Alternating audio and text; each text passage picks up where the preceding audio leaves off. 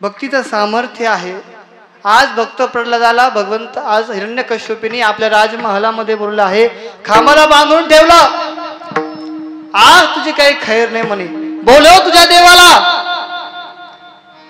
देवाला बोलव. नेमकं तुझा देव कुठं कुठं आहे? तो म्हणतो माझा देव सर्वत्र आहे की नाही. विठ्ठल काय आहे? चराचरामध्ये भरलेला आहे, तो सर्वत्र आहे. मग या खांबामध्ये देव आहे का? हो म्हणे. परिणाम काय झाला?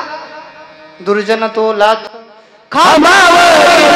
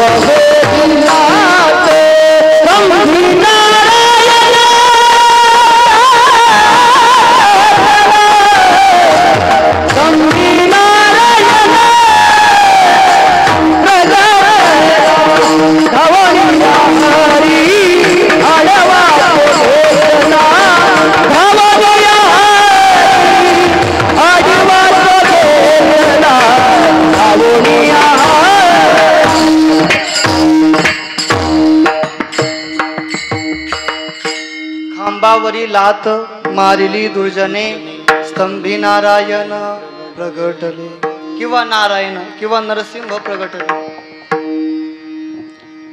त्या खांबातून भगवान नरसिंहाचं प्रागट्य झालं. खांब उखडून भगवंताने खांब फोडून बाहेर आले. जसं हिरण्यकश्यपूला पकडलं, हाताला धरून फरफडीत फरफडीत फरफडीत त्या चव्हाट्यामध्ये आणलं. दाराच्या चव्हाट्यामध्ये म्हणजे उमऱ्यावर आणलं. हिरण्यकश्यपू सोडण्याचा बहु प्रयत्न करत होता, परंतु ते भगवंताचं विक्राळ रूप पाहून तो भयाने व्याकुळही झाला होता. देवावर प्रहार करण्याचा प्रयत्न करायचा, परंतु ते मुख पाहिल्या पहिले पुन्हा प्रहार मागे घ्यायचा.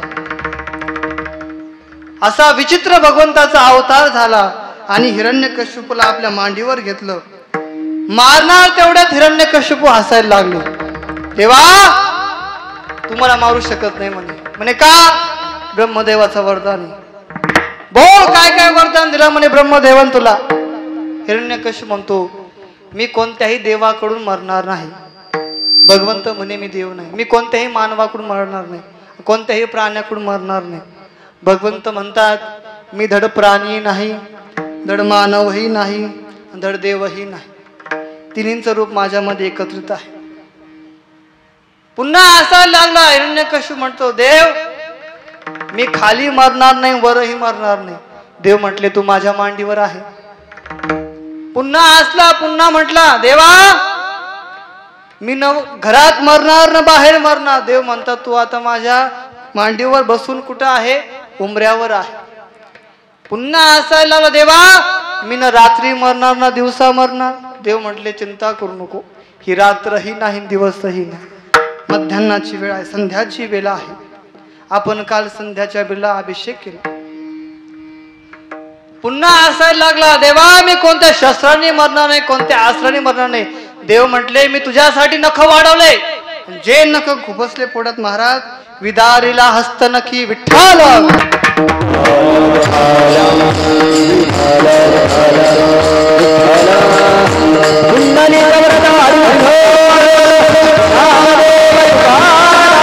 पंढरीनाथ भगवान की जय.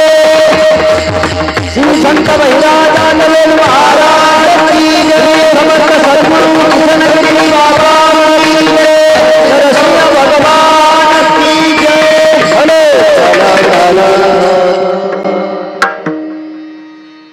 त्यावेळेस भगवान नरसिंहाचा अवतार झाला. पूर्ण आतडे कातडे सगळे बाहेर आले. रक्ताने चिरकाण्या उडाल्या. नसा भगवंताने गळामध्ये धारण करून घेतलं. असं विक्राळ अवतार पाहून सर्वजण भयभीत झालेले आहेत. भगवंताने हिरण्यकश्यपूला फाडलं, मारलं, पण तो राग शांत झाला नाही. आणि त्या रागाच्या आवेशामध्ये डळकाळीत पोळीत अखिल ब्रह्मांड हादरायला लागलं. कैलासी शंकर डसके मानसी. महादेवला सुद्धा भय आलं. महादेव सुद्धा घाबरले होते ज्यावेळेस भगवान नरसिंहाचा असा अवतार झाला होता. वर्णन आहे नरसिंह पुराणामध्ये. ज्यावेळेस डरकळ्या फोडत त्यावेळेस भगवान शंकर देखील घाबरले. ब्रह्मदेव घाबरले. ब्रह्मदेव शांती पाठासाठी वरून खाली आले.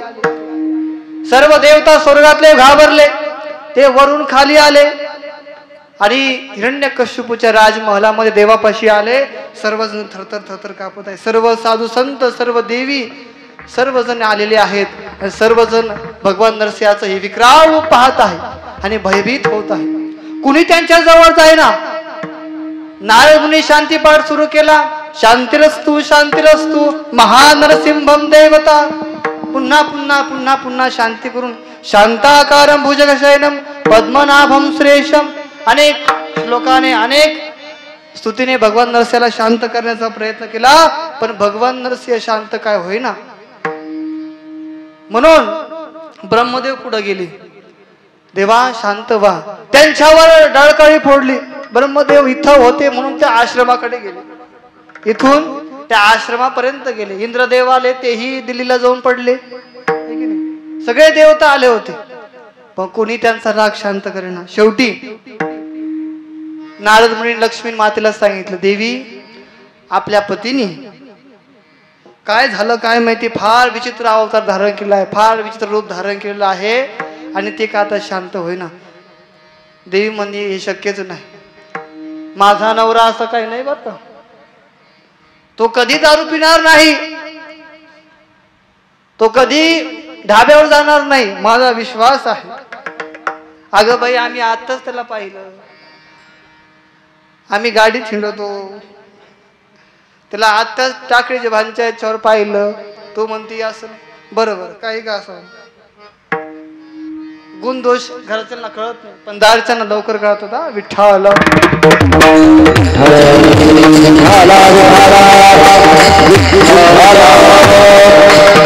माता लक्ष्मी म्हटले माझा पतिदेव असा नाहीये म्हणे. पाहायला चला. मग पाहायला आल्यावर महाराज त्या देवाचं रूप पाहते. राम राम राम राम राम. हे काय रूप धारण केलं देवा.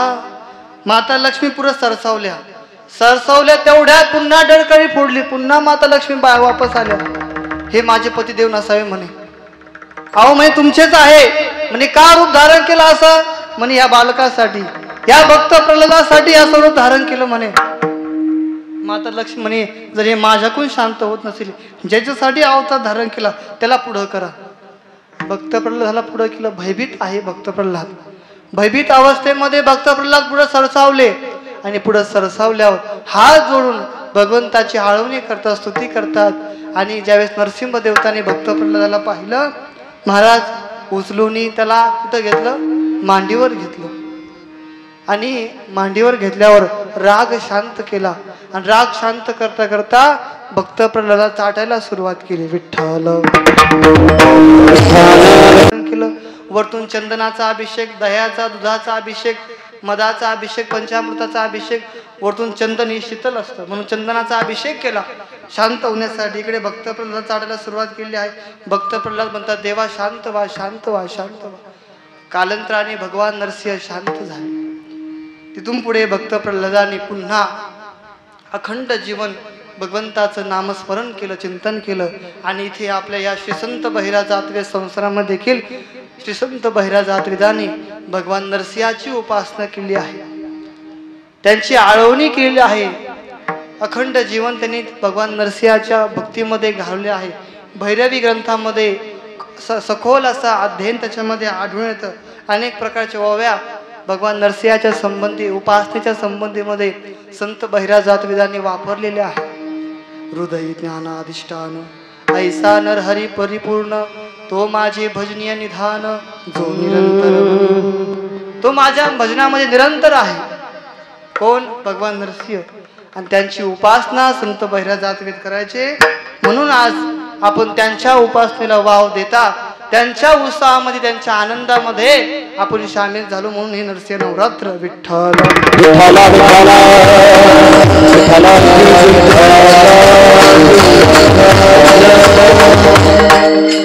तुम्ही आता चिंता करू नका, 4 वाजे लोक चिंताच करू नका.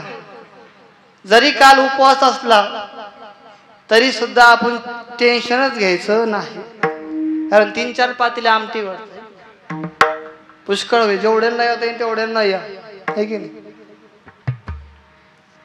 तिकडे ते बसलेलेच आहे ट्रॅक्टरवर, जेवढ्यांच्या येईल तेवढ्यांच्या घेऊन टाकायच्या. आणि संत बहिराज वेदांची ही पावन भूमी, साधनेची भूमी, कर्मभूमी, जन्मभूमी, या भूमीमध्ये आपल्या सर्वांचा जन्म झालेला आहे. आपण सर्वजण भाग्यवान आहात. 10 दिवस आपण संतांचं वर्णन ऐकलेलं आहे. संतांची महिमा खोल आहे. संत हे जगाच्या कल्याणासाठी झटपट करतात. हा जो भैरवी ग्रंथ त्यांनी निर्माण केला तो आपल्या सर्वांच्या जडजीवांच्या कल्याणासाठी केलेला आहे, की याद्वारे तुम्ही भगवंताचं चिंतन करावं, भगवंताचं नामस्मरण करावं, भगवंताच्या लीला श्रवण कराव्या. जो 10वा स्कंद आहे आणि जे 10व्या स्कंदावर त्यांनी टीका केली आहे, संपूर्ण चरित्र हे गोकुळातलं आहे. म्हणून आज विशेष कालेला महत्व आहे. विठ्ठल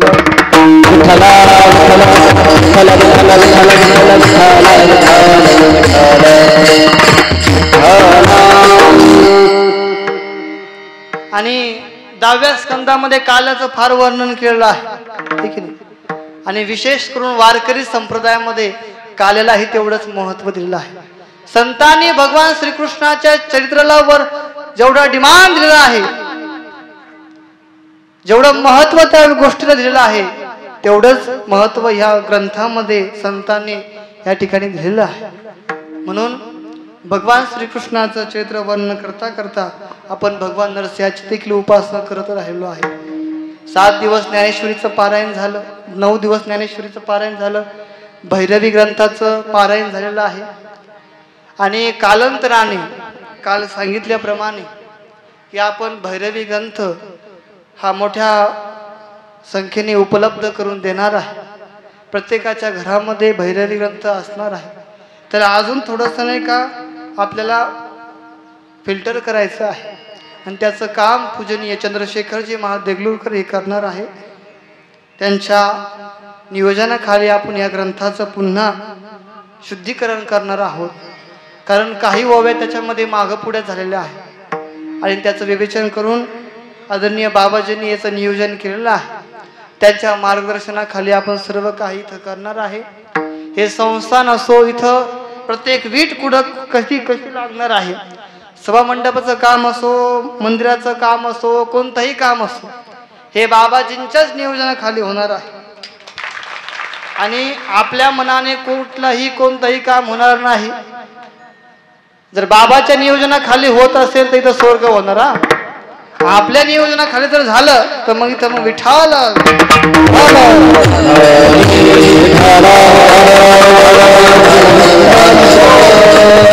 बाबांनी सांगितलं, जसं प्लॅन मी तुम्हाला मंदिराचा दिला तसाच बांधा, माग पुढं काय करू.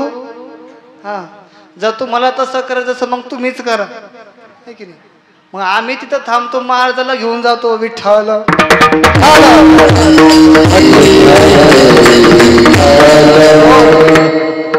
सुंदर असे बोल बाबांनी या ठिकाणी दिलेले आहेत. बाबाजींच्या नियोजनाखाली आपल्याला चालायचं आहे, संतांच्या मार्गाने आम्हाला चालायचं आहे. तिथे आम्हाला गती उत्तम प्रकारे मिळते. बाबाजी फार सुंदर म्हटले त्या दिवशी की कालांतराने टाकळी भालना पाठी लागेल, कमान लागेल, श्री संत बहिराज जातवेद संस्थान घोगरगाव. जर आम्हाला असं वाटत असेल तर लागावी, म्हणून आम्हाला प्रयत्न करावे लागणार आहे. कशासाठी? संस्थांना वाढवण्यासाठी. हे प्रत्येकाचं काम आहे, हे माझं एकट्याचं काय नाही. मी कोणतं करणार, हे की नाही. मी आज आहे उद्या नाही, हे तुम्हाला सर्वांचं आहे. हे आपल्या सर्वांना मिळून करायचं आहे आणि हे संतांसाठी करायचं आहे आणि हे समाजासाठी करायचं आहे, धर्मासाठी करायचं आहे.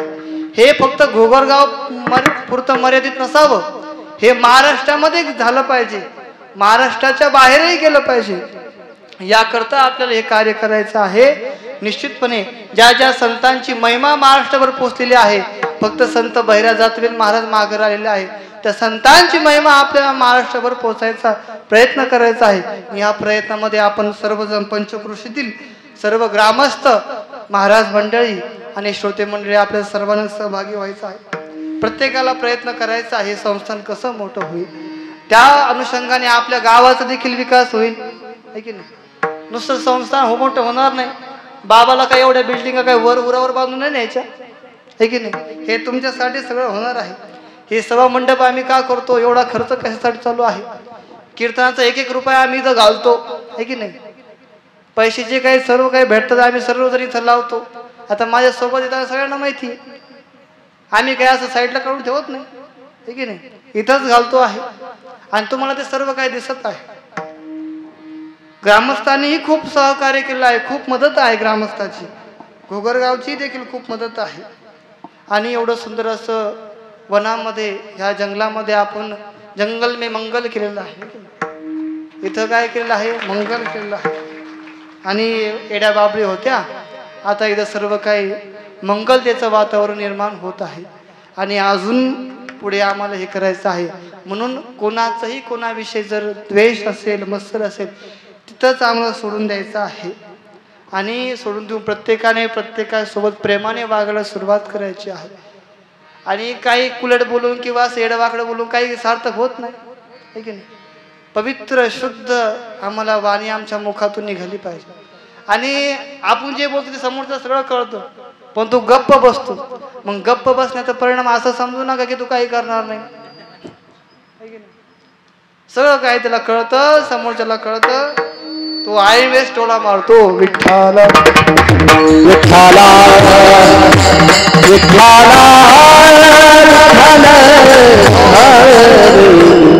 सगळ्या ग्रामस्थांना पंचकृष्ण मी धन्यवाद देतो.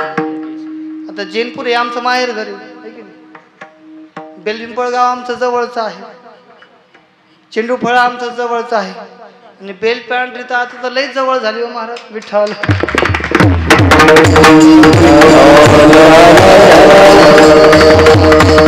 त्याच अनुषंगाने थोडं दूर आहे कारेगाव, पण ते अधिक प्रमाणात जोडलं गेलेलं आहे, की नाही.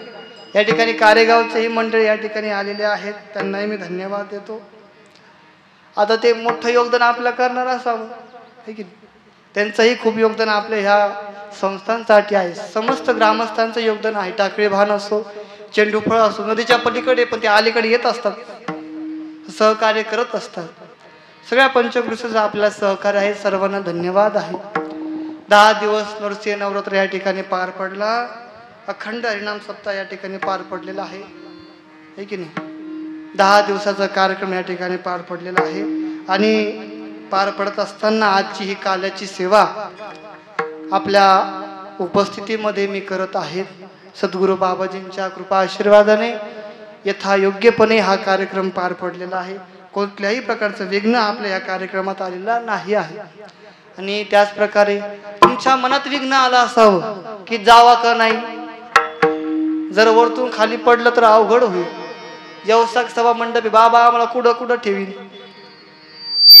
खरं म्हणजे पाऊस पडला पाहिजे हो. पाऊस पडला की तो कार्यक्रम पावन झाल्यासारखा वाटतो. विठ्ठल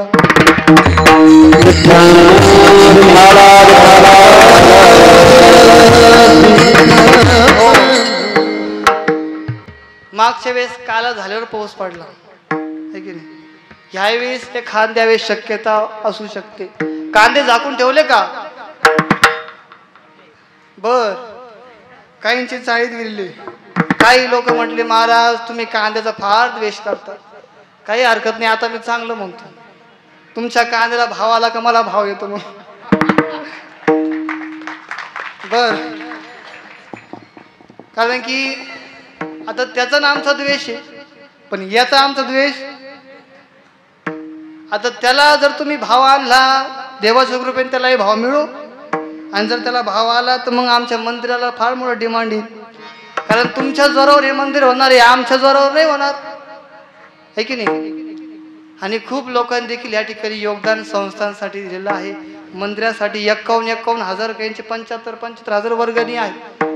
फार कौतुक करण्याची गोष्ट आहे. एका गरिबाने महाराज 11,000 रुपये दिलेले आहेत. आणि त्याला कुठल्याही प्रकारची शेती नाही, कुठल्याही प्रकारचं त्याला हे नाही, श्रमदान करून मला फार आनंद वाटला त्या गोष्टीचा. काय भाव आहे महाराज. आणि एवढाच नाही तर आपल्या पलीकडचे रामलखनजी महाराज त्यांनी देखील 10,000 रुपये 11,000 रुपये आपल्या या ठिकाणी दिलेले आहेत. काय त्यांच्याकडे काहीच नाही. बाबा देशी म्हणले फाटकी जोडी फक्त. त्या फाटक्या जोडीत 10,000 रुपये 11,000 रुपये निघाले. मग ज्यांच्याकडे 5-5 एकर आहे 10-10 एकर आहे मग त्यांनी विचार करावा. विठ्ठल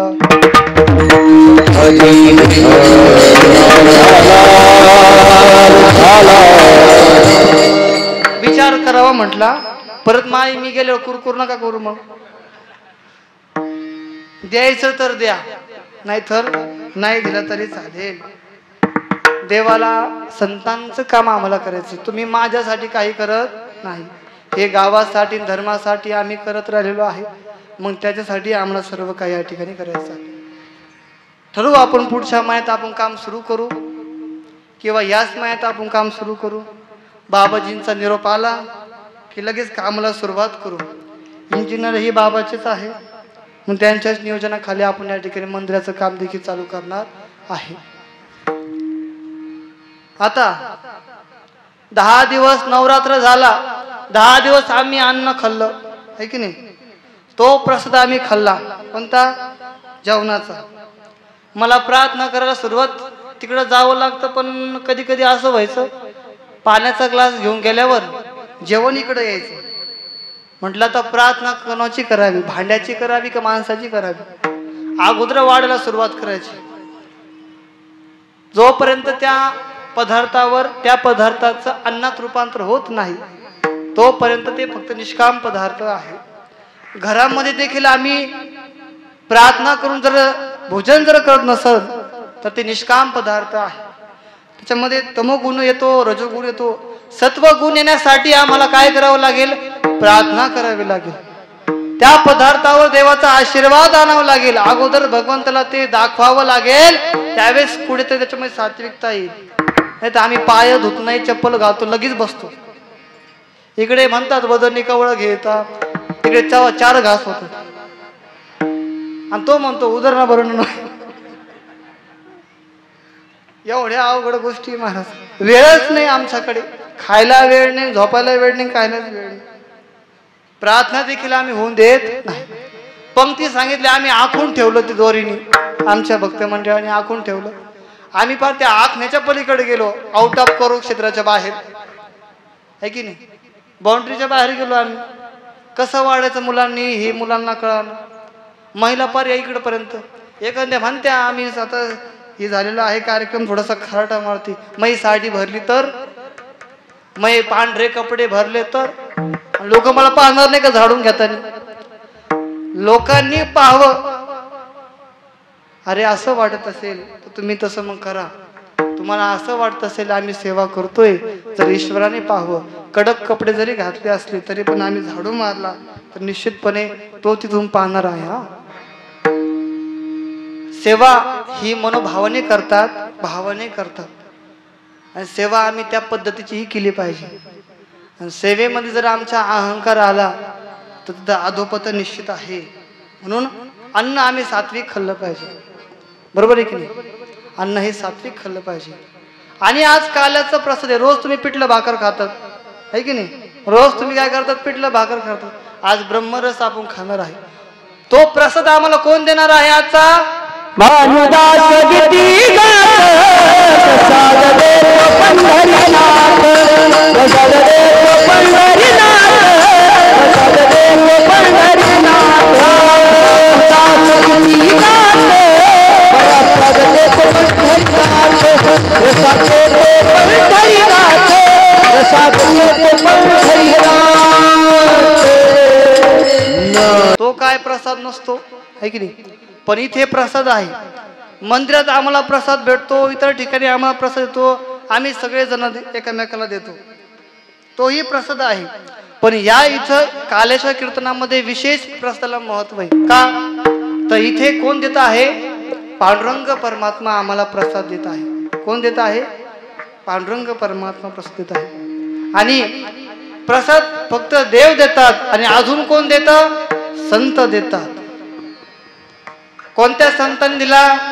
माऊलींनी प्रसाद दिला. कुठे दिला?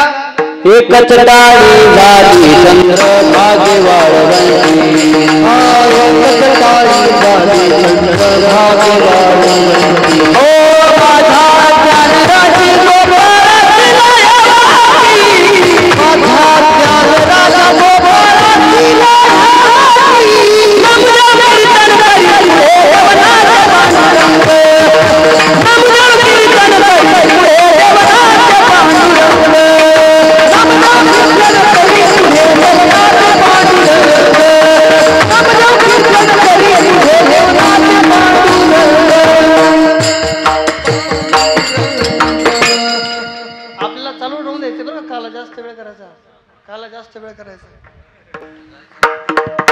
तर ज्ञानोबारायांनी कुठे प्रसाद दिला तर वाळवंटामध्ये सर्व संत मंडळींनी सर्व संतांना प्रसाद तिथं दिलेला आहे.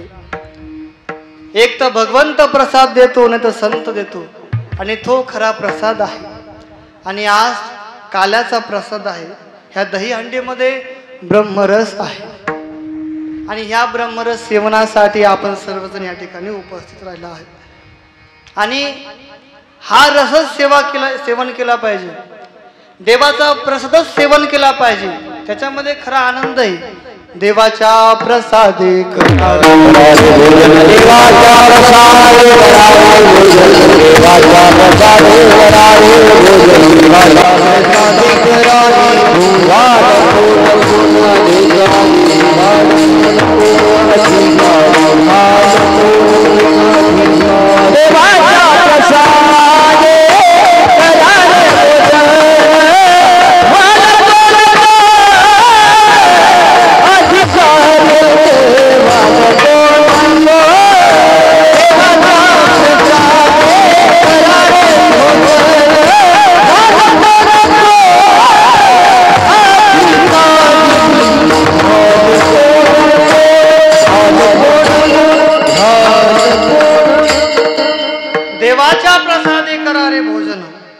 कोण कोण अधिकारी.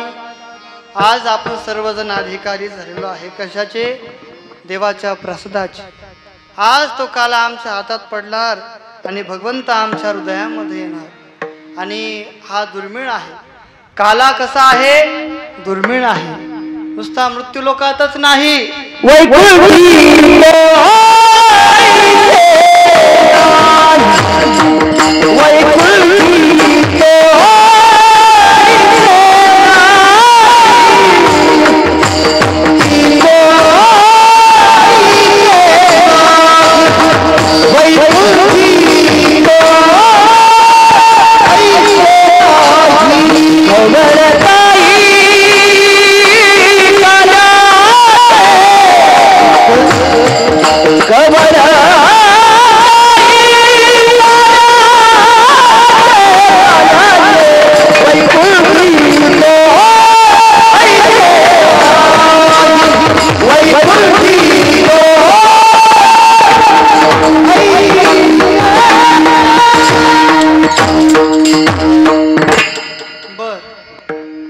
वैकुंठातही दुर्मिळ आहे. कोणता काला?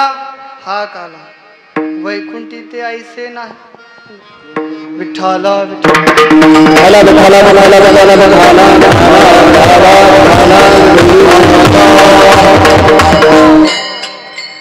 असा हा कालाचा प्रसंग आहे. आणि आपलं भाग्य आहे तो काला आपल्याला इथे मिळत आहे. महाराज आम्ही रोज 7 दिवस सप्ताह झाला की काला करतो, काला खातो, काला खातो. मुरमुरे असतात, दही असते, लाह्या असतात, कोथिंबीर असते. हे आमच्या घरी भेटतं. पण इथं जे भेटतं ते तुमच्या तिथं भेटत नाही, है की नाही? सप्ताह झाला आम्ही काला खातो. किती का दही अंडे आम्ही फोडल्या, किती का काले आम्ही केले, पण तो देव काय आमच्या हृदयामध्ये आला नाही. त्याने काय आमच्यामध्ये वास्तव्य केलं नाही. काल्याच्या कीर्तनामध्ये तुम्ही जर हा प्रसाद ग्रहण केला तर भगवंत हृदयामध्ये येतो. पण तुम्ही जर पुन्हा आमटीच्या पंक्तीला बसले, याने असं केलं, महाराज हा 7 दिवसांनी आला, पहा बरं याच्याकडे, आहे की नाही. याने माझं लग्न मोडलं. तेव्हा कुठेतरी गोविंदाला वाटतं हा नुसता हेवा देवा करतो आहे, मग आता थांबून उपयोग नाही. हे स्थान सोडलं, घरी गेले की पुन्हा गोविंद वापस आला. पंढरपुरातच राहतं. तिथं भगवंत सगळं पाप निघून जातं आणि पाप निघून गेलं, चंद्रभागेत पाप निघून गेलं, भगवंत दर्शन घेतलं, पाप निघून जातं. पण पंढरपूर सोडलं की पुन्हा ते पाप बोकंडी बसतं. विठ्ठल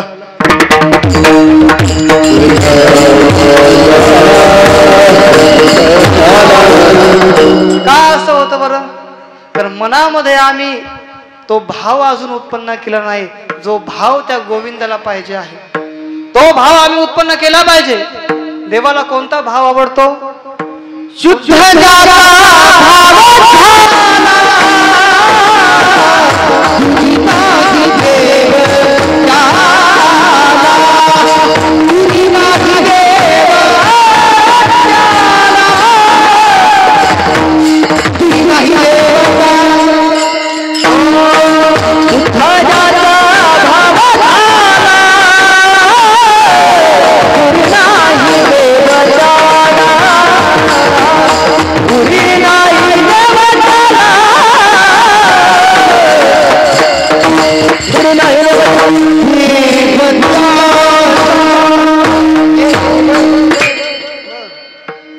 शुद्ध ज्याचा भाव झाला, शुद्ध भाव पाहिजे आमच्या अंतकरणामध्ये. भगवंताच्या संबंधाने, ईश्वराच्या संबंधाने आमच्या अंतकरणामध्ये शुद्ध भाव पाहिजे. भाव असून चालत नाही, तो शुद्ध असला पाहिजे. त्या भावामध्ये प्रेम पाहिजे, है की नाही. आणि नुसतं भावही चालत नाही, त्यासोबतला प्रेमही लागतं आणि भक्तीही लागते. भाव आला की प्रेम आपोआप येतं आणि प्रेम आलं की भक्ती आपोआप व्हायला लागते. अगोदर भावाला महत्व आहे. एखाद्या व्यक्तीविषयी आमच्या मनात भाव येणं ही चांगली गोष्ट आहे, पण एखाद्या व्यक्तीविषयी आमच्या मनामध्ये द्वेष येणं ही वाईट गोष्ट आहे. पण जास्तीत जास्त आमच्या मने एखाद्या व्यक्तीविषयी द्वेषच येतो असतो. म्हणून मला असं वाटतं की त्याच्यासाठी हे कीर्तन आहे, त्याच्यासाठी ही कथा आहे आणि त्याच्यासाठी हे प्रवचन आहे. हे कथा कीर्तन हे प्रवचन का आहे? एवढा आवा डब्बा खर्च कशासाठी आहे? आमच्या अंतकरणामध्ये प्रेम जागृत व्हावं, भगवंताविषयी, संताविषयी, समाजाविषयी भाव प्रेम जागृत व्हावं, याकरता ही कीर्तन कथा आहे. आणि जर ही कीर्तन कथा जर याच्याविषयी असेल तर आम्हाला त्या 3 गोष्टी धारण केला पाहिजे. नाही एवढा खर्च करून, एवढं डोक्याला टेन्शन घेऊन हे फार अवघड गोष्ट आहे. सप्ताह करायचा असेल ना, त्या कार्यकारी मंडळाला विचारायला पाहिजे, सप्ताह कसा होतो, है की नाही. तुम्ही कीर्तन ऐकतात, खातात आणि झोपवून घेतात, पण शेवट जे राहतात त्यांचे हाल पाहिले पाहिजे, है की नाही. झाडून घेणाऱ्यांचे हाल पहा, शेवट किचन सांभाळणाऱ्यांचे हाल पहा, काकडा भजन हरिपाठ करणाऱ्यांचे हाल पहा. त्यावेळेस कुठेतरी वाटतं आपण याच्यामध्ये काहीच नाही. आणि काही बळच म्हणतात आमच्यामुळेच कार्यक्रम होतो, अख्खा कार्यक्रम आम्हीच वडितो. आणि तू कस काय वडितो? तू येतो 4ला विठ्ठला.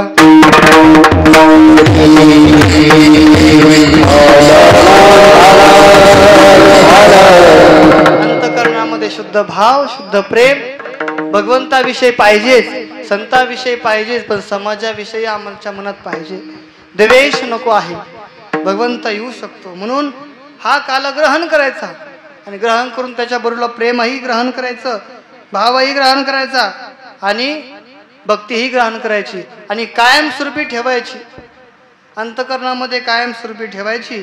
आणि ठेवल्यावर महाराज कायमस्वरूपी आमच्या अंतकरणामध्ये जर राहिलं तर निश्चितपणे तो भगवंत आमच्या अंतकरणातून कधी बाहेर जाणार नाही. आत्म्याच्या दिव्य तेजपुंज स्वरूपाने तो उपस्थित आहेच, परंतु क्रियाकर्माने, तत्वविचाराने तोही आमच्या हृदयामध्ये कायमस्वरूपी पाहिजे, है की नाही. तत्वविचाराने जर असला तर आमच्या अंतकरणामध्ये बाकीचे वाईट विचार येत नाही. विठ्ठल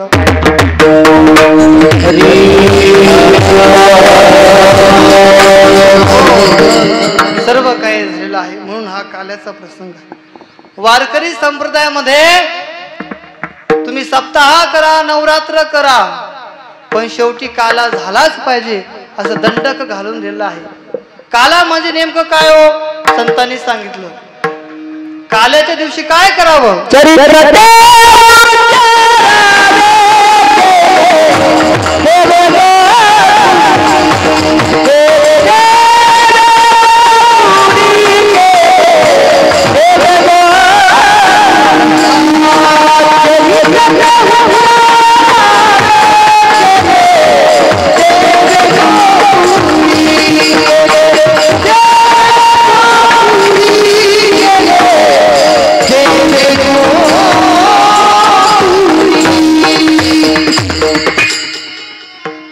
संतांनी सांगितलं चरित्र ते उच्चारावे केले देवे गोकुळी. भगवंताच्या चरित्राचं उच्चारण आचरण नाही. आचरण सांगितलं रामाचं आणि उच्चारण सांगितलं भगवान श्रीकृष्णाचं. काल्याच्या प्रसंगी आम्हाला भगवान श्रीकृष्णाचं उच्चारण करायचंय, चरित्राचं उच्चारण करायचं आहे. संप्रदाय दंडक घालून दिला आहे. आपणा सर्वांना भगवान श्रीकृष्णाचं चरित्र ठाऊक आहे. भगवंत अवतार घेतात आपणा सर्वांना माहीत आहे. कशासाठी? दुष्टांचा संहार आणि भक्तांचं संरक्षण करण्यासाठी. द्वापार युगातही भगवंताने अवतार घेतला. का? पापीचे भक्त दैत्य मातले धरणीसी झाले ओझे फार. त्रास कुणा दिला हो? साधू संतांना दिला. म्हणून देवाला यावं लागलं. देव आले बालक रूपात. कुठं आले? मथुरेमध्ये आले. वसुदेव देवकीच्या गर्भामध्ये भगवंतानी रूप धारण केलं. कारागृहामध्ये प्रागट्य झालं आणि तिथे झाल्यावर वसुदेवाला माहिती होतं आता 7ही संतान याने जीवित केलेलं मारून टाकलेले आहे. आता ही 8वी संतान आहे. आता ह्या 8व्या संतानांना आपल्याला गोकुळामध्ये न्यायचं आहे. भगवंताची आज्ञा झाली. देव म्हटले वसुदेवा मला आता इथं ठेवू नको. काय कर?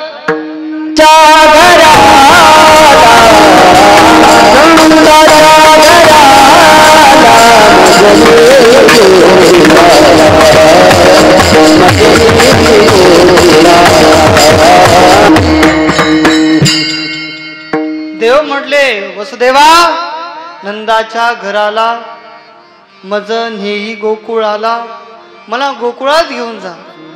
वसुदेव म्हटले अच्छा ठीक आहे. कारागृह उघडले, गेट उघडले, साखळ दंड तुटले, भगवंताला टोपीमध्ये धारण केलं आणि आज यमुनेच्या मध्यभागीतून आज वसुदेव भगवंताला गोकुळामध्ये घेऊन येत आहे. नदी दुभगलेली आहे. केव्हा दुभगली? ज्यावेळेस भगवंताच्या पायाचा स्पर्श झाला त्यावेळेस नदी दुभंगली. आणि अगोदर त्या नदीने विचार केला जोपर्यंत मला भगवंताच्या चरणाचा दर्शन होत नाही तोपर्यंत मी अशीच राहणार, उखळत राहिली होती. त्या कारणास्तव भगवंताने स्पर्श केला, नदी दुभंगली आणि आज वसुदेव भगवंताला घेऊन कुठे आले? गोकुळात आले. गोकुळात आल्यावर भगवंताला नंदपाटलाच्या घरी ठेवलेला आहे. तिथून कन्या उचलली आणि पुन्हा मथुरेत आले. मथुरेत आल्यावर रोजच्या प्रमाणे कंसाने कारागृह उघडायला लावले आणि त्या कारागृहामध्ये प्रवेश केला जिथे वसुदेव देवकी विराजित होते. आल्यावर पाहिलं तर काय? कन्या झालेली आहे. कंसाने विचार केला 8वी संतान आहे. देव कसा आहे? चतुर आहे. चतुर असल्यामुळे तो कन्याही होऊ शकतो, तो स्त्रीही होतो, तो पुरुषही होतो, तो कसाही होतो. या स्त्रीच्या रूपात त्यांनी माझा वध केला तर तसंच कंसाने ती उचलली, खडकावर आदळणार तेवढ्यात ती माया प्रगट झाली आणि प्रगट झाल्यावर ती माया म्हटली कंस तुझला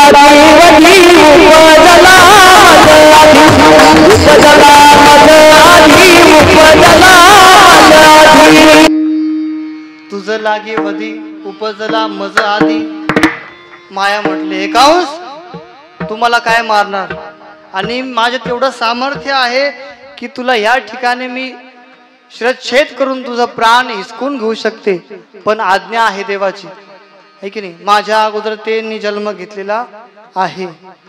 कंसाला टेन्शन आलं. टेन्शन आल्यावर पुन्हा सभा भरवली. आज राज दरबारामध्ये आज कंस टेन्शन मध्ये बसलेले आहे, चिंताग्रस्त आहे. आणि इकडे गोकुळामध्ये महाराज सकाळ झाल्यावर ज्यावेळेस गवळणी पाहिलं, रात्री पाहिलं त्यावेळेस कन्या होती. आता दिवस झाला, बेबीची बेबा झाला कस काय आहे की नाही.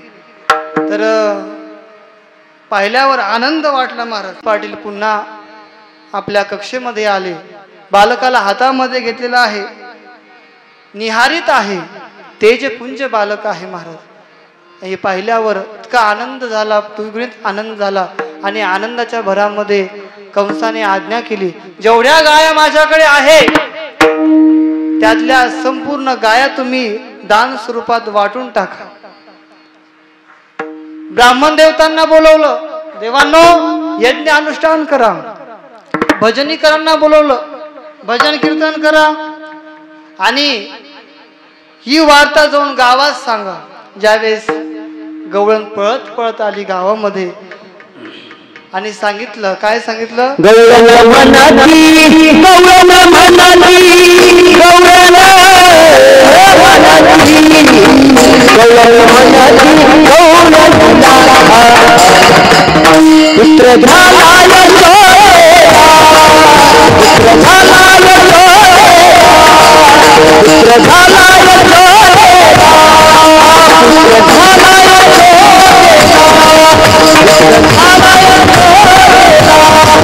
पुत्र झाला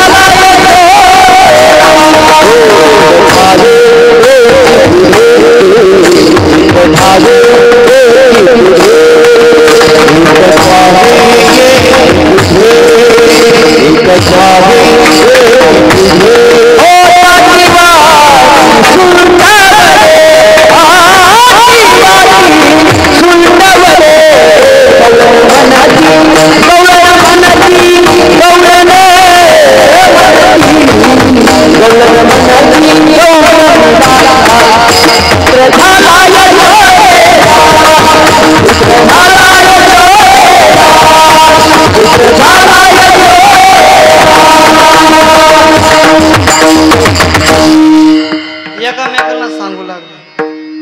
तशी आमची गत आज झाली. आज असं वाटलं काला करावं की नाही करावं, एवढी आमची आता काय अवस्था झाली होती. सकाळी आहे की रात्रभर झोप नाही.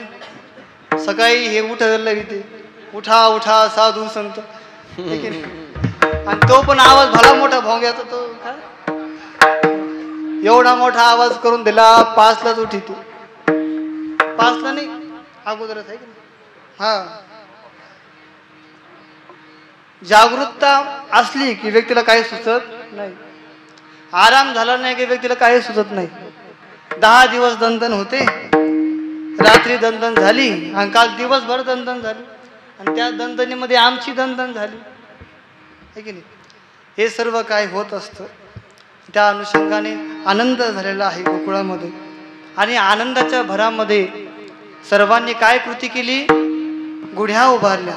गुढिया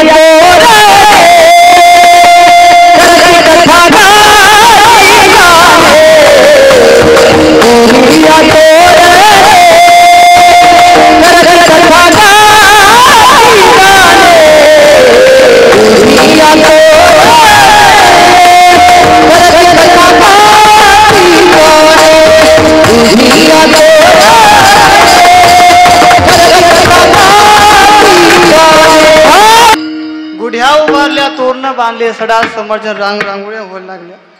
हे होत असताना भजन कीर्तन खूप आनंद गोकुळातल्या लोकांना झाला. आणि आज भगवंत पाळण्यामध्ये विराजित आहे, पाळणा खेळत आहे. तेवढ्यात तिकडे कंसाने सांगितलं. आता टेन्शन होतं कंसाला, काय करावं काय करावं काय करावं. मग तेवढ्यात एक राक्षसनी आली, तिचं नाव काय, पूतना. हे कंस राजा तुम्ही चिंता करू नका, मी जाते त्याचा वध करून येते. ठीक आहे बाई जा म्हणे. मग आज पहिलं ग्राहक लागलं देवाला. आणि ग्राहक लागल्या लागल्या देवाने विचार केला, मागच्या युगामध्ये देखील त्रेतायुगामध्ये पहिलं ग्राहक हे राक्षसनीच महिलेच लागलो. आता ही दुसरं ग्राहक लागलं, आता ही पहिलंच ग्राहक लागलं द्वापर युगात, ते पण कोणतंच लागलं, महिलेचंच लागलेलं आहे. काही हरकत नाही, तिचा उद्धार आपण करून टाकू. म्हणून पूतना मावशी आली, भगवंताने तिचाही उद्धार केला. अनेक दैत्य देव कंसाने इथं पाठवलेले होते, प्रत्येक दैत्याचा भगवंताने उद्धार केला.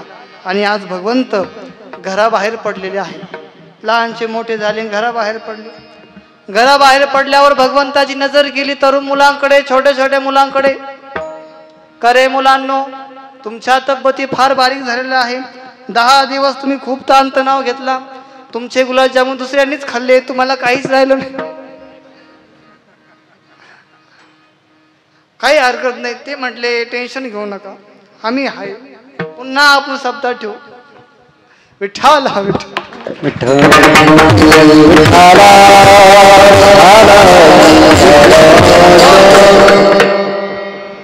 असं म्हटल्यावर भगवंत सांगतात का अशा तब्येती. मुलं म्हणतात देवा आमच्या तब्येती अशाच आहे. पण का, तुम्हाला काय घरात खायला देत नाही का? एवढ्या तुम्हाला गाया आहे, काहींच्या किती किती आहे, भरपूर आहे. 10 12 12 20 20 51 51 100 गाया तुमच्या घरी, तुम्हाला खायला नाही, हे कसं शक्य आहे? मुलं म्हणतात देवा हे दिसतं वरून, पण आतून खोकला आहे. हा, जे भासे ते ना दिसे, जे दिसे ते पुनराबी भासे पण ते नसे. जे तुम्हाला दिसू राहिलं तसं ते नाही हो. आतून आम्हाला माहिती कसं आहे. तुम्ही पाटलाचे, तुमच्याकडे भरपूर आहे, आम्ही तसे नाही. आता काही पाटलाकडे काही राहत नाही. बर, देव म्हटले अच्छा ठीक आहे. गोपाळ पोरं म्हटले मग ही अशी आमची परिस्थिती आहे, तू पाटलाचा मुलगा आहे, तुझ्या घरामध्ये भरपूर खायला दूध मठ्ठा सगळं सगळं सगळं आहे, आमच्याकडे तसं काही नाही. मग तुमचं हे दूध दही कुठं जातं? देव म्हटले ते मग सारं आमचं मथुरेत जातं कंस राजाकडे. देव म्हटले असं, मग हे तर फार अवघड झालं. गोपाळ पोरं म्हणतात हे असंच चालणार आहे, आमच्या तब्येती असंच राहणार आहे. देव म्हटले अशा तब्येती ठेवू नका, काहीतरी खात पीत जा. तुला काय बोलायला बळ लागत म्हणे, तू काही बोलशील, पण आमच्या घरात तसं नाही ना. देव म्हणे काळजी करू नका, इथून पुढची जबाबदारी माझी आहे. इथून पुढं जेवणाची जबाबदारी, तुमच्या अन्नाची जबाबदारी मी घेतो आणि व्यायामाची जबाबदारी तुम्ही घेत जा. गोपाळ पोरं म्हणले अच्छा ठीक आहे, पण कसं कसं शक्य आहे? देव म्हटले काळजी करू नका, आपण काय करू, चोरी करूया, है की नाही. अन्नाच्या चोरीचा कधी पाप लागत नसल्यामुळे भगवंत सांगतात आपण चोरी करूया. दिवसा का रात्री? दिवसा नको म्हणे, सारे पाहतील, रात्री करूया. अच्छा ठीक आहे. अशा अशा मुहूर्तावर अशा अशा टायमाला तुम्ही या ठिकाणी या गल्लीत जमा.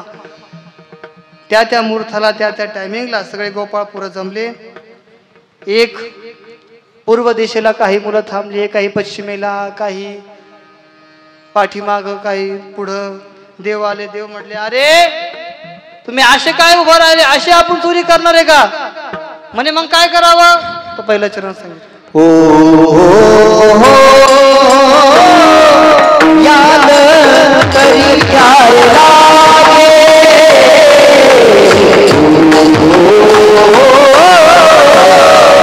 याद करी प्यार लागे,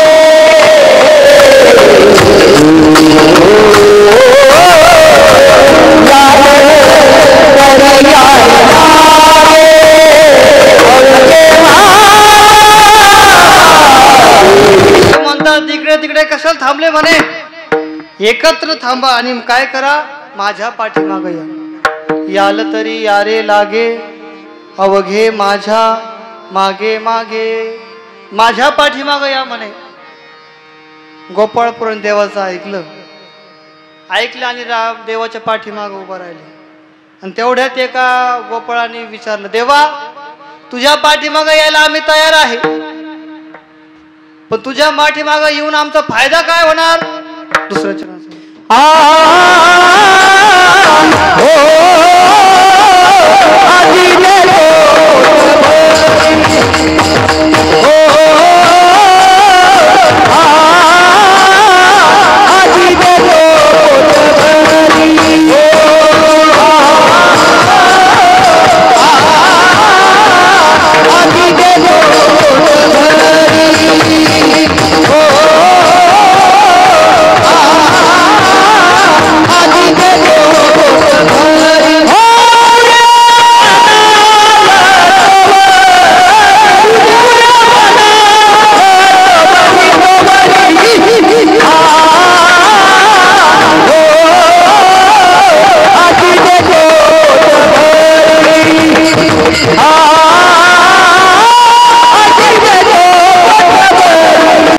पोरं म्हणतात आम्ही यायला तयार आहे, पण आमचा फायदा काय, तुझ्या पाठीमागं मोघम येऊन करता काय? देव म्हणतात फायदा भरपूर आहे. काय फायदा आहे? आजी देतो पोट भरी, पुरे म्हणाल तो वरी. तुम्हाला पोट भरून खायला देईन केव्हा? ज्यावेळेस तुम्ही माझ्या पाठीमागे येईल तेव्हा. इथे चिंतन करा तुम्ही. आम्हाला भगवंताच्या पाठीमागं जायचं आहे आणि तो प्रेरणा देखील करत आहे, प्रेरणा देत आहे. भगवंत स्वतः म्हणत आहे याल तरी यारे लागे. यायचं असेल तर माझ्या पाठीमागं या. तो ठामपणे म्हणत नाही तुम्हाला यावंच लागेल. हे ठामपणाचं बोलणं फक्त संतच करू शकतात. तुम्हाला यावंच लागेल, तुम्हाला तुमचा उद्धार करावाच लागेल. पण देव नाही हो. देव म्हणतो, देव दुहेरी बोलतो, याल तरी यारे लागे. यायचं असेल तर या. देवाचं बोलणं कसं आहे? दुहेरी आहे. पण संतांचं बोलणं एकरीच असतं. कारण संतांच्या मनामध्ये जगाचं कल्याणच असतं. भगवंत सांगतात तुम्हाला यायचं असेल तर या. हे दुहेरी बोलणं आहे. इथं आम्हाला सिद्ध होतं की भगवंत आमच्यावर प्रेम करतो, पण एवढं करत नाही जेवढं संत करतात. विठ्ठल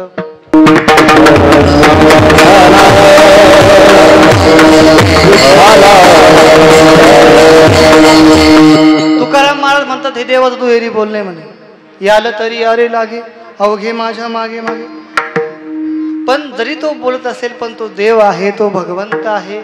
त्याच्या ह्या बोलण्यामध्ये फार मोठा अर्थ दडलेला आहे. आणि देवाचं म्हणण्याचं काम आहे आणि आपलं ऐकण्याचं काम आहे. मग जर आम्ही ऐकलं नाही तर आमची अधोगती निश्चित आहे. आम्हाला त्याच्या पाठीमागं जायचं आहे किंवा आम्हाला संतांच्या पाठीमागं जायचं आहे. देवाच्या पाठीमागं गेल्यावर आम्हाला मुक्ती होते आणि संतांच्या पाठीमागे गेल्यावर आमचा उद्धार होतो. विठ्ठल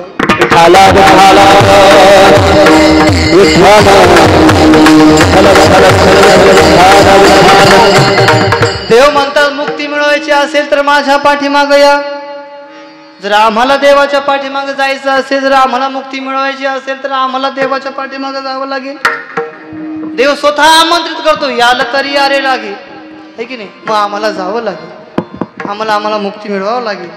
आणि पुढे सांगतात ही मुक्ती फार सुखकारी आहे, पुन्हा जन्म नाही. विठ्ठल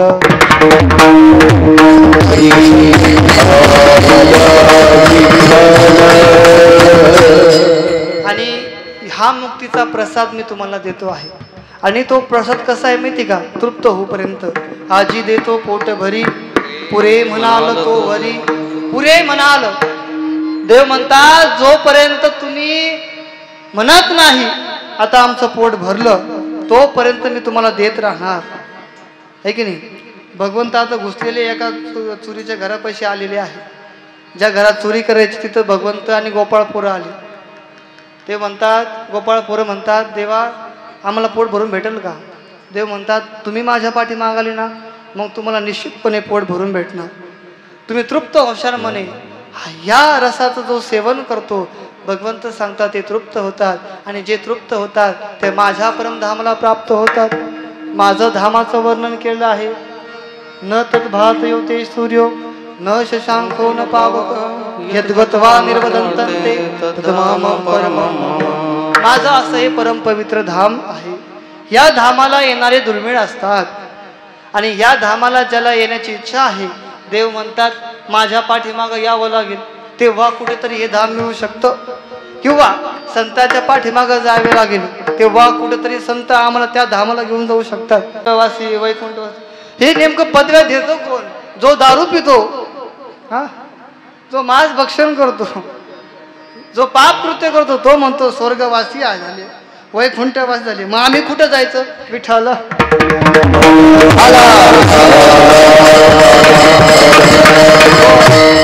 ते जागा तर पाहिजे ना, है की नाही? सरे पापी जर बसले तर कसं शक्य आहे? आम्हाला सतमार्गाला लागायचं आहे, आम्हाला भगवंताच्या मार्गाला जायचं आहे, त्याच्या पाठीमागे जायचं आहे. आज भगवंत गोपाळांना सांगतात मी तुम्हाला तृप्त जोपर्यंत होत नाही तोपर्यंत मी तुम्हाला देत राहणार. गोपाळ पोरं म्हणले अच्छा ठीक आहे देवा, आम्ही तुमच्या पाठीमागे यायला तयार आहे. पण देव म्हणतात तुम्हाला दोन सूचना आहे. तुम्हाला 2 आज्ञेचं पालन करावं लागणार आहे. त्या कोणत्या 2 आज्ञा आहे? 3रं चरण.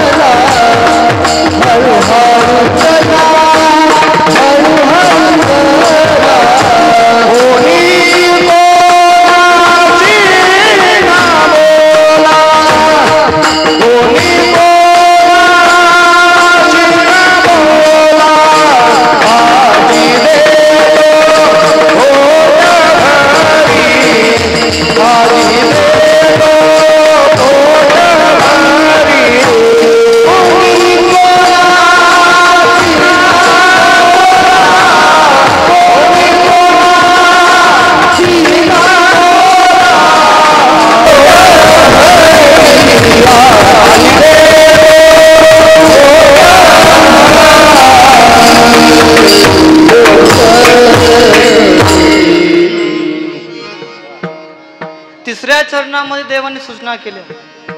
काय सूचना केल्या?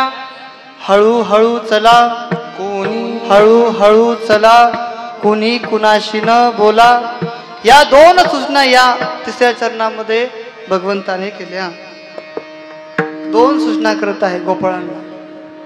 भगवंत सांगतात, आता आपण चोरीच्या घरापाशी आलेलो आहे. या 2 सूचनेचं पालन करावं लागणार आहे. हळूहळू चालावं लागणार आहे. अध्यात्मामध्ये व्यक्तीने हळुवारपणे चालवट तिने ठेवावी लागते. अध्यात्म मार्गावर प्रत्येक व्यक्तीने हळुवारपणे चालावं लागतं. आणि जो स्पीडमध्ये चालतो, वेगात चालतो, तो दबकन खाली खड्ड्यात पडतो. तो नुसता अध्यात्माचा मार्ग सांगितलं नाही देवाने. तर राजकारण असो, समाजकारण असो, प्रापंचिक कारण असो, कोणत्याही क्षेत्रात तुम्ही राहा, देव म्हणतात हळुवारपणे चाललं पाहिजे. अति घाई आणि घाईने जर आम्ही कार्य करत असेल तर त्या घाईचा आमच्या जीवनामध्ये विपरीत परिणाम होऊ शकतो. म्हणून भगवंत सांगतात, कार्य करत आहे ना, मग हळुवारपणे चला. आणि अजून एक सूचना सांगितली, कुणी कुणाशी न बोला, आहे की नाही. आता ह्या शब्दाचा अर्थ फार मोठा आहे. कुणी कुणाशी न बोला म्हणजे काय? एकामेकाच्या पंचायती एकामेकाला सांगू, एकामेकाच्या चुगल्या एकामेकाशी करू, हे भगवंत सांगत आहे. कुणी कुणाशी न बोला, हे बोलू नका. पण काय बोलायचं? काय बोलायचं? देव म्हणतात, जे मला अनुसरून आहे, जे संताला अनुसरून आहे आणि जे सत्यत्व आहे, त्या सत्यत्वाचा अंगीकारून आम्हाला ते बोलायचं आहे. मिथ्या वचन आम्हाला बोलायचे नाही, है की नाही. हे दुसऱ्याचं वाटोळं जर आमच्या शब्दातून होत असेल, देव म्हणतात ते बोलू नका. दुसऱ्याचं वाटोळं जर आमच्या शब्दातून होत असेल, देव म्हणतात ते बोलू नका. आमच्या शब्दातून दुसऱ्यांचं कल्याण होत असेल, ते तुम्ही बोला. विठ्ठल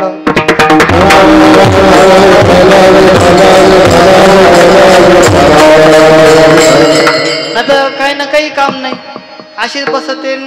बसल्यावर महाराज म्हणजे मला नाही, इतरांना काय सांगावं? सांगू नका कुणाला, पण मी सांगतेच आता, किंवा सांगतोच. सांगता सांगता सांगायचं शिल्लक राहत नाही, एवढं सांगून बसते. विठ्ठल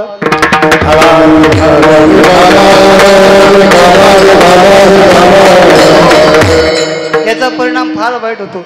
आता मला असं वाटतं, कलियुगची धारा थोडी बदललेली आहे, परिवर्तन झालं. जो महिलांमध्ये गुण होता तो पुरुषांकडे आला, है की नाही. अगोदर पुरुष कधी पंचायती करत नव्हते, कधी कुणाच्या चुगल्या करत नव्हते, कधी कुलटवाणी बोलत नव्हते. पण झालं काय महाराज? काळ बदलला, संगतीचा परिणाम वाईट झाला. आहे की नाही? तो गुण यांच्यात आला आणि इकडचा गुण तिकडे गेला, आहे की नाही? एवढा गुण बदलला, एवढा गुण बदलला विठ्ठल.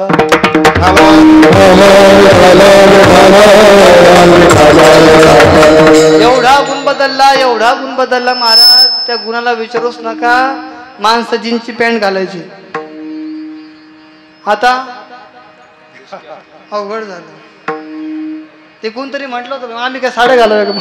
आता फार अवघड आहे. काही काही आता भवायमध्ये ते हे घालतात, काय रिंग घालतात. काही हा ठीक आहे, करणं भेद केला पाहिजे. आता काही मुलं नाकात घालायला लागले, नाकात काही भवई कापायला लागले, काही इथपर्यंत कसं ठेवायला लागले. त्याला म्हणलं तू बॉककोट मारला का काय? तो म्हणतो हो महाराज. मी त्याला म्हटलं इथपर्यंत ठेवू नको, इथपर्यंत. मग म्हणजे कळणारच नाही.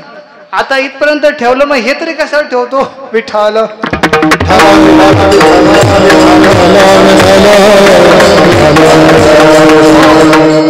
आता काही आता फार काही आता काय सांगावं. आता एवढं आहे. गुण बदलले महाराज आमचे. आम्ही एकमेकाचे गुण धारण केले. आमच्या गुणांमध्ये आता दोष दिसू लागला. त्या दोषाचा परिणाम आमच्या जीवनावर वाईट होत आहे. ते आम्ही स्वीकार केला पाहिजे. आम्ही जसं आहे तसं राहिलो पाहिजे. पुरुषाने पुरुषासारखं, महिलाने महिलासारखं, प्रत्येकाने प्रत्येकाच्या स्थितीमध्ये राहिलं पाहिजे. प्रत्येकाने प्रत्येकाचा धर्म सांभाळला पाहिजे. प्रत्येकाने प्रत्येकाच्या धर्माचा सांभाळ केला पाहिजे. धर्म बिघडला की थोर हानी होते. मग धर्म बिघडून देऊ नका. धर्म बिघडला, संस्कृती बिघडली.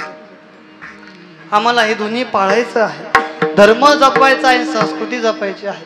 मी 2 ठिकाणी म्हटलं होतं, धर्माची घटना वाढत चालले, पण धर्माचे संस्कार कमी कमी होत चालले. प्रत्येक व्यक्ती धर्म की जय हो, धर्म की जय म्हणतो, पण घरामध्ये रविवार आला की विठ्ठल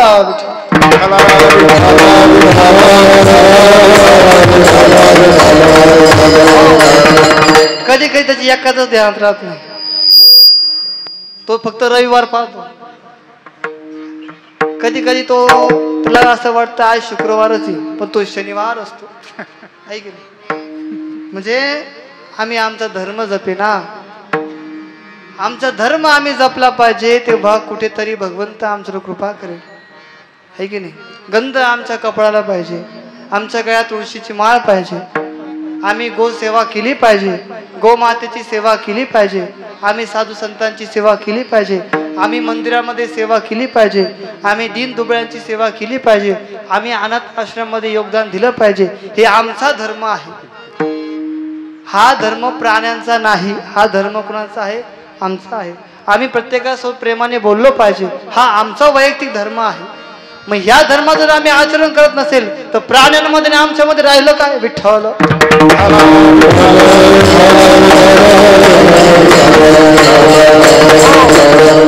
मध्यंतरी कोणतरी कीर्तनकार म्हटले होते, माणूस सरळ आहे पण तो तो आडवा आहे, आणि प्राणी आडवे पण ते सरळ आहे. म्हणजे असंच झालेलं आहे आता, आहे की मला असं तो सुनील महाराज म्हटलं होते ना. मग हे असं चालू असेल कसं शक्य होणार आहे की नाही? आडवं घुसणारे मला असं वाटतं कधीतरी ते आडवेच होऊन जातील बरं का. आडव्या घुसणाऱ्यांनी फार विचार केला पाहिजे. ते कोणत्याही कामात असो, आमचं जाऊ दे, तुमचं वैयक्तिक पण असतं, आहे की नाही? सगळ्यांनी त्याच्यावर विचार केला पाहिजे. भगवंत सांगतात हळूहळू चला, कुणी कुणाशी न बोला. आज भगवंत दार उघडतात आणि आतमध्ये प्रवेश करतात. आतमध्ये प्रवेश केल्यावर भगवंत सांगतात आता आपण चोरीच्या घरात आलेलो आहे. दही हांडी वरतून खाली काढतात, तो लोण्याचा गोळा खाली पडतो, आणि ते ज्यावेळेस खायला सुरुवात करते भगवंत शेवटच्या चरणात सांगतो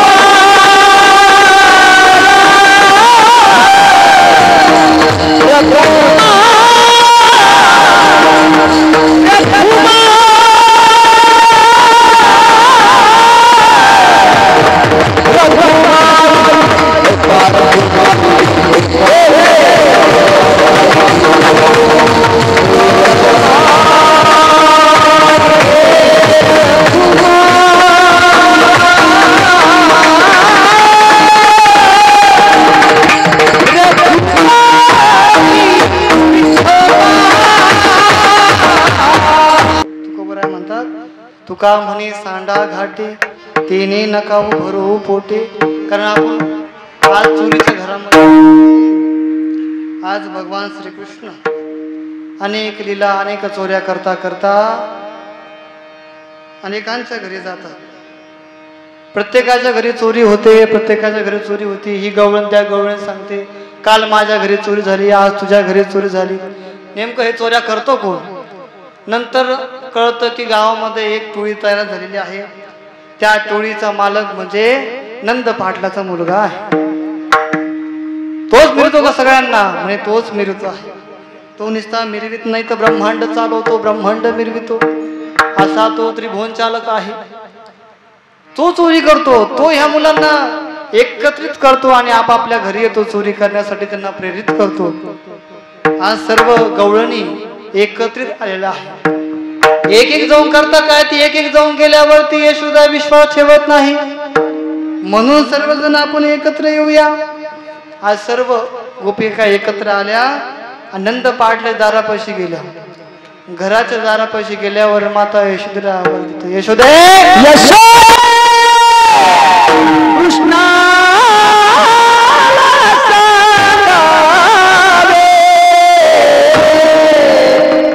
गोकुळी राहावे जावे,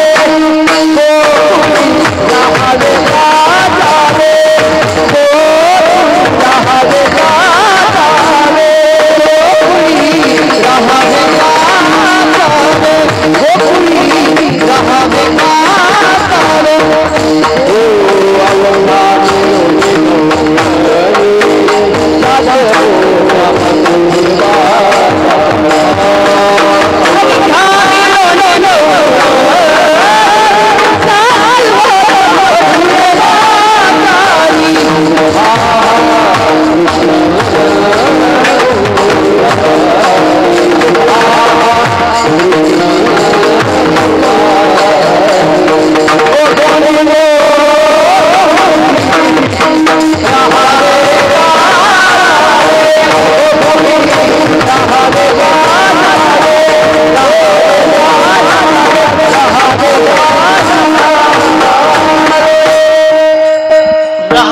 राहावे का जावे कुठं, गोकुळी. आज सर्व गवळणी एकत्र जमलेले आहेत. माता यशोदेला आवाज दिला. माता यशोदा बाहेर आली आणि आल्यावर सर्व काही हकीकत सांगितली. तू आमच्यावर विश्वास ठेवला नाही. बघ आता अख्खचे अख्खं गाव तुझ्या दारापुढं उभा आहे. तुझ्या मुलाने किती करामत केल्या तेवढं पहा. यशोदेच्या डोळ्यात पाणी आलं. यशोदेच्या डोळ्यात पाणी आलं. कृष्णाला आवाज दिला, कृष्णा बाहेर ये. काय झालं आई? माता म्हणते, आजपासून तू इथं थांबायचं नाही. मग काय करू? उद्यापासून तू काय करायचं? गाया घेऊन कुठं जायचं? वृंदावनात जायचं. आज्ञा केली माता यशोदेने. सकाळ झाल्यावर सर्व गोपाळ पोरं जमलेले आहे. भगवान श्रीकृष्णाने रात्री सांगून ठेवलं होतं 8:30ला या, पण आम्ही आलो किती वाजता?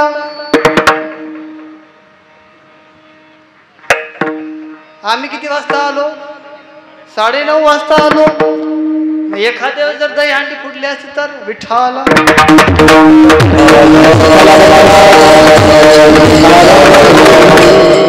सांगून ठेवलं रात्री देवाने. गोपाळांनो, ठीक सकाळी लवकर या. आज सर्व गोपाळपूर दारापाशी उभा आहे. भगवंत झोपलेलेच आहे. सूर्यनारायण डोक्यावर आले. माता यशोदा उठवते, कृष्णा उठ बाबा. आता भगवंत उठलेले आहे. स्नान संध्या केली. भाकर तुकडा खांद्यावर घेतला आणि काठी हातावर घेतली. काठी हातात घेतलं, घोंगडी खांद्यावर टाकली आणि सर्व गायाला एकत्रित केलं. आज भगवंत आणि सर्व गोपाळ पोरं वृंदावनाच्या दिशेने चालत जात आहे. आणि वृंदावनामध्ये आल्यावर भगवंत म्हणतात, आज सर्व गाया आपण गायना सोडून देऊया, मुक्त करून द्या. त्यांच्या त्यांच्या पद्धतीने सर्व काही आहार ग्रहण करतील. आज सर्व गाया मुक्त केल्या. पोरं म्हणतात, मग आपण करायचं काय? तुम्ही काही नाही, थोडेसे खेळ खेळूया म्हणे. भगवंताने खेळ सुरू केली. पण एक चेंडू फळी खेळ खेळत असताना चेंडू कुठं जाऊन पडला? नदीमध्ये जाऊन पडला. आणि नदीमध्ये जाऊन पडल्यावर भगवंत म्हणतात, आता काय करायचं? ज्याचा चेंडू होतो तो म्हणतो, माझा मला पाहिजे, माझा चेंडू मला पुन्हा वापस पाहिजे. असं म्हटल्यावर देवाने मस्तकाला हात लावला. काही टेन्शन घेऊ नको, मी उडी मारतो म्हणे. आहे की नाही? देवाने उडी मारली आणि कालिया नागाचं मर्दन केलं. मर्दन करून तो पुन्हा चेंडू वापस काढला. पुन्हा खेळ खेळायला सुरुवात केली. कोणते कोणते खेळ खेळ?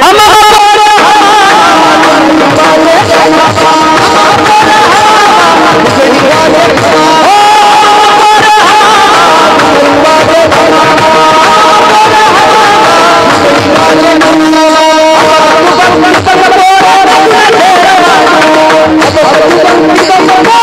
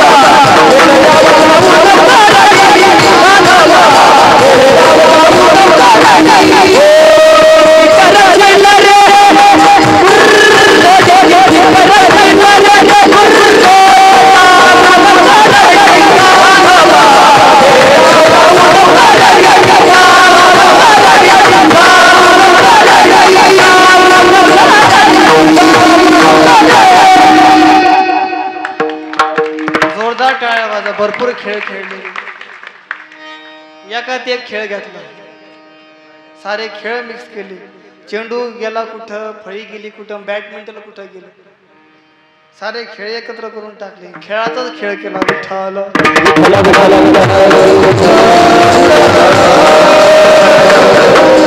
बर, ज्याला समजलं त्यांनी समजून घ्या. भरपूर खेळ खेळले. खेळ खेळून आता सगळेजण थकले. कीर्तन ऐकून ऐकूनही थकले असं नाही ना. बर, 4 वाजे लोक टेन्शन घेऊ नका. आणि आज भरपूर खेळ खेळले. काही पोरं म्हणतात देवा आता भूक लागलेली आहे, कालचा उपवास झाला, काल खिचडी भेटली आहे की नाही, आणि खिचडीचं किती किती खावा, सगळे तोंडाकडे पाहते, मग येऊ सकत घ्यावं लागतं. बाबा 4-4 12 चक्रा मारतो, परत नको नाव घ्यायला पत्रळी भर घेतली म्हणून येऊ शिकत घेतली. घरी सासूरस आणि दही सासूरात विठ्ठल.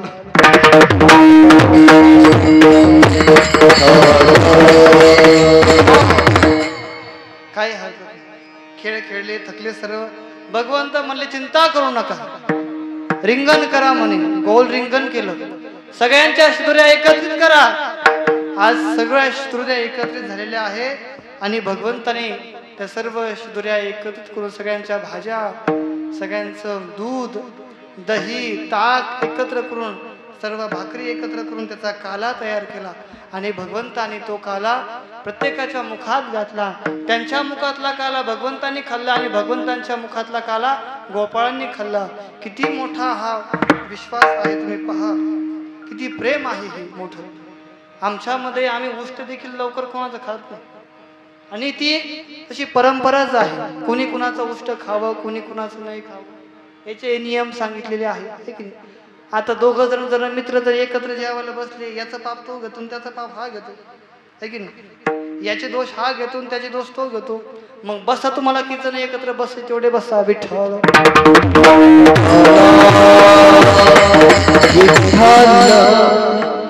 प्रेम आहे की नाही. गोपाळाविषयी भगवंताचं प्रेम आणि भगवंताविषयी गोपाळा संबंधीचं प्रेम, हे प्रेम दिसून आलं. आज तो काला गोकुळामध्ये झालेला आहे आणि तोच काला आपण आता इथं करत आहे.